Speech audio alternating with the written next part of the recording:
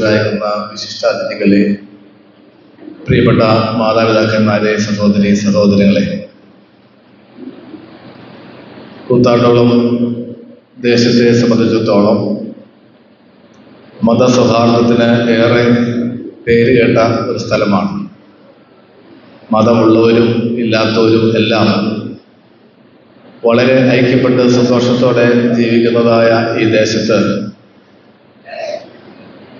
എനിക്ക് തോന്നുന്നത് ആദ്യ നൂറ്റാണ്ടിന് ശേഷം താപ്പാഴകൾ കൂടാതെ ക്രിസ്ത്യാനികൾ ഈ പ്രദേശത്ത് ഉണ്ടാവുകയും ഒരു കാർഷിക മേഖലയിലും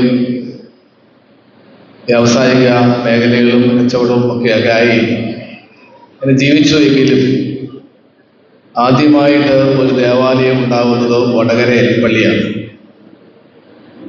അത് ഏതാണ്ട് 8-ാം നൂറ്റാണ്ടിലാണ്, 1400 വർഷങ്ങൾക്ക് അപ്പുറമാണ്. ആ ദേവാലയത്തിൻ്റെ വികാരിയായിരിക്കുന്ന ബലഹീനനായി എനിക്ക് ഈ യോഗത്തിലൊരു ആശംസ പറയാൻ തക്കവണ്ണം ഇടയാകിയതിൽ ഞാൻ ഏറെ സന്തോഷിക്കുകയാണ്. ഏതാണ്ട് 30 വർഷം പൂർത്തിയായ ഈ ദേവാലയത്തിൽ ഇത് ഫെറോന ദേവാലയമായി ഉയർത്തിയത് മഹാ അത്ഭുതമായി എന്ന് എനിക്ക് മുമ്പ് പ്രസംഗിച്ച അച്ഛൻ വളരെ സന്തോഷത്തോടെ പറഞ്ഞിട്ട് ഞാൻ വളരെ ശ്രദ്ധിച്ചു.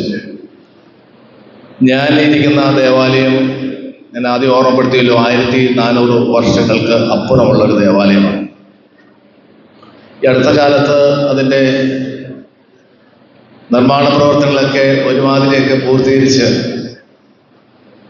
അതൊരു കത്തീഡ്രൽ ദേവാലയമാക്കണം എന്നുള്ള ആഗ്രഹത്തെ പ്രതി ഇടവ കമ്മിറ്റിയും ഇടവ പൊതുയോഗവും ഭദ്രാസന കമ്മിറ്റിയും ഭദ്രാസന പൊതുയോഗവും എല്ലാം പാസ്സാക്കി സഭാ സിനഡിന് സമർപ്പിച്ചെങ്കിലും അത് അനുവദിച്ചില്ല. ഇനിയും വളരാനുണ്ടെന്നാണ് പറയുന്നത്. അപ്പം അതുകൊണ്ട് എനിക്ക് വളരെ ബഹുമാനപ്പെട്ട അച്ഛൻ വടകരപ്പള്ളിയിൽ വന്ന് ക്ഷണിച്ചപ്പോൾ മറ്റെല്ലാ പ്രോഗ്രാമും മാറ്റിവെച്ച് ഇതിൽ പങ്കെടുക്കണം എന്നുള്ള ഒരാഗ്രഹം നിങ്ങൾക്കൊക്കെ ഉണ്ടാകുന്ന പോലെ എനിക്കും ഉണ്ടായിട്ടുണ്ട്. ആ ആഗ്രഹത്തിൻ്റെ പുറത്ത് തന്നെയാണ് ഞാൻ ഇന്ന് ഇവിടെ വരികയും ഈ സമ്മേളനത്തിലും പങ്കുചേരുകയും ചെയ്യുന്നത്. ഈ തിരുകുടുംബ കത്തോലിക്ക ദേവാലയം ഫെറോന ദേവാലയമായി ഉയർത്തിയ ഈ സാഹചര്യത്തിൽ എല്ലാ ആശംസകളും ഭാവുകങ്ങളും എല്ലാ ദൈവ നന്മകളും കൃപകളും ഞാൻ നേരുകയാണ്.